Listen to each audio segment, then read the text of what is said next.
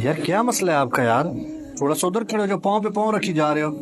भाई क्या मसला है, एक दूसरे से क्यों लड़ रहे हो आप?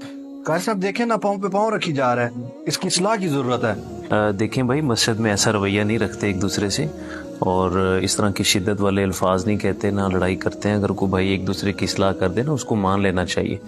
और इस्लाह की ज़रूरत उस भाई को नहीं है, आपको है, लहजे के लिहाज से भी, अखलाक के लिहाज से भी, और इस अमल के लिहाज से भी। आपके इल्म में होना चाहिए। नबी सल्लल्लाहु अलैहि वसल्लम की सही हदीस है, सैयदना अनस फरमाते हैं सही बुखारी में, नबी सल्लल्लाहु अलैहि वसल्लम ने हमें हुक्म दिया कि तुम पाँव से पाँव मिला के और कंधे से कंधा मिला के खड़े हो। अगर तुम ऐसा नहीं करोगे तो फिर अल्लाह ताला तुम्हारे दिलों में दरार पैदा कर देगा। तो हज़रत अनस फरमाते हैं, इस हदीस के सुनने के बाद फ़कान अहदुना युल्ज़िकु काबहु बिकाबे साहिबिही व मनकबहु बिमनकबि साहिबिही, कि नबी की इस हदीस सुनने के बाद हर भाई हमारा एक दूसरे के पाँव से पाँव मिला के खड़ा होता और कंधे से कंधा जोड़ के खड़ा होता था।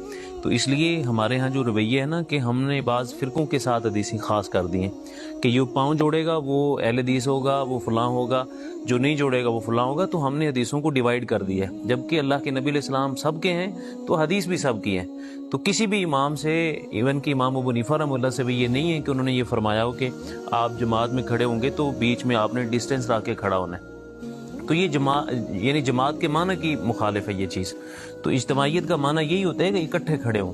अगर इकट्ठे खड़े होकर भी आपने अलग अलग खड़े होने, तो फिर इज्तिमाइयत का और ये जमात का क्या मकसद है? तो इसलिए इस्लाह की जो भी बात हो ना, एक दूसरे को कोशिश किया करें कि हासिल करें और उस पर अमल करने की कोशिश करें।